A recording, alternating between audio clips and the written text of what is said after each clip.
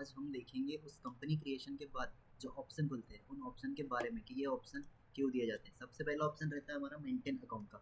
इससे ये होता है कि हमें जो परचेज की एंट्री, जो सेल की एंट्री रहती है, पेमेंट और रिसीट की एंट्री, वो इसी ऑप्शन के माध्यम से होगी। अन्यथा अगर ये ऑप्शन नहीं है, चालू नहीं है, तो हमारी जो परचेज और सेल की एंट्री सेव नहीं होगी। और सेकेंड ऑप्शन है बिल वाइज एंट्री। अगर मान लो हमारी कोई भी परचेज या सेल की पार्टी है, तो उसके जो पेमेंट आ रहा है, किसी भी बिल के अगेंस्ट पेमेंट जा रहा है, तो उसका पूरा डाटा बिल टू बिल रखने के लिए हमें इस ऑप्शन की आवश्यकता होती है। और थर्ड ऑप्शन आता है मेंटेन इन्वेंट्री, कि हमें जो इन्वेंट्री मैनेज करनी है वो स्टॉक वाइज करनी है या किसी सर्विस प्रोवाइडर है। अगर सर्विस प्रोवाइडर होंगे तो हमें इस ऑप्शन की आवश्यकता नहीं है।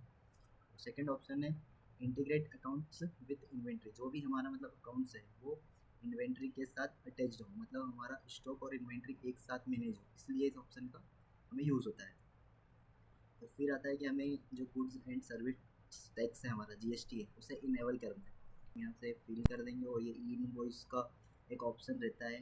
ये ऑप्शन हर जो कंपनी है उसके लिए एप्लीकेबल नहीं रहता है, इसकी कुछ लिमिट रहती है और वो लिमिट रहती है 5 CR। जैसे कोई कंपनी का टर्नओवर 5 CR होता है, वैसे ही उसे यह ऑप्शन इनेबल करना होता है और उसके बाद उस पार्टी का ई इनवॉइस उसे गवर्नमेंट को देना होता है। और फिर ये आता है ई वे बिल का ऑप्शन। ई वे बिल में कंडीशन ये रहती है कि 50,000 से जो भी ऊपर बिल बनता है उस केसेस में ये ई वे बिल कंपनी को प्रोवाइड करना होता है। मीटर का क्राइटेरिया भी रहता है, जो रहता है 60 किलोमीटर से ऊपर का। जो भी 60 किलोमीटर से ऊपर की हमारी पार्टी होगी उनके लिए हमें ये ई वे बिल देना होगा। यहाँ पे रजिस्ट्रेशन नेम में हम ये दे देंगे अभी राधे हार्डवेयर, जो हमारी कंपनी का नेम है। Then enter. अब यहाँ से हम हमारी जो स्टेट थ्रेशोल्ड लिमिट, ये हमारे ई वे बिल की लिमिट है कि हमें ई वे बिल कितने हज़ार के बिल से ऊपर बनाना है। वैल्यू ऑफ इनवॉइस, तो हमें ये वैल्यू ऑफ इनवॉइस ही रखेंगे। नंबर देख रहे हैं कि हमें यहाँ HSN कम से कम कितने नंबर का रखना है, 4 या 6 या 8 अंकों का। मिनिमम 4 ही रहते हैं, 4 से कम हम नहीं रख सकते। और 6-8 इनकी भी अलग अलग कंडीशन होती है और ये डिपेंड करता है टर्नओवर पर कि हमारा टर्नओवर कितना है। अभी स्टार्टिंग में हम 6 ही रखेंगे, फिर बाकी 6 और मतलब 4 ही रखेंगे और 6 और 8 के बारे में हम आगे और देखेंगे।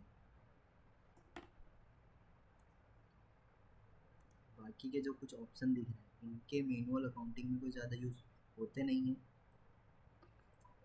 पर इनके एक बार यूजेस हम देख लेते हैं कि जीएसटी इस ऑप्शन को हम जैसे अगर यस करते हैं तो किसी भी पार्टी को हम एडवांस पेमेंट करते हैं या आता है तो उसका जीएसटी में एडजस्टमेंट दिखाता है।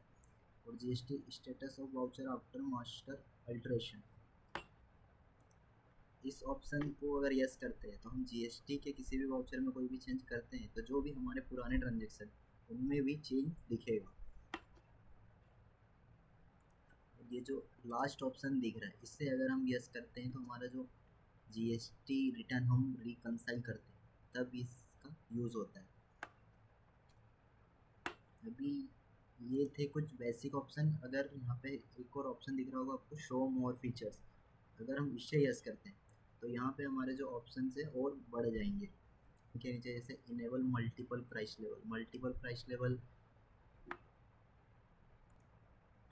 इस ऑप्शन से हम अलग अलग आइटम, मतलब एक ही आइटम के लिए अलग अलग टाइप से रेट क्रिएट कर सकते हैं। जैसे हम होलसेल कर रहे हैं तो उसका रेट अलग रख सकते हैं, रिटेल कर रहे हैं तो उसका रेट अलग कर सकते हैं, अलग अलग प्राइस लेवल बना सकते हैं। आगे हम डिटेल में इस चीज़ को और समझेंगे। इनेबल बैच, यानी कि हम एक कौन सा आइटम कौन से बैच में अगर हम मैन्युफैक्चरिंग करते हैं तो कौन सा आइटम कौन से बैच में बना है, तो इससे यहाँ से बैच की डिटेल डलती है। और ये इसके एक्सपायरी डेट का ऑप्शन है।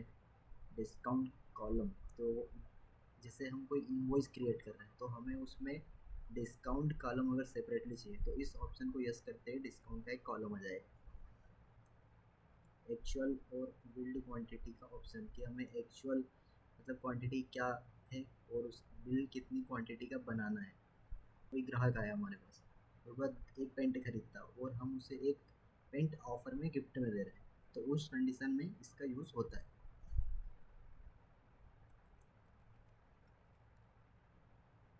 अब जैसे यहाँ पे एक और ऑप्शन दिख रहा है टीडीएस का।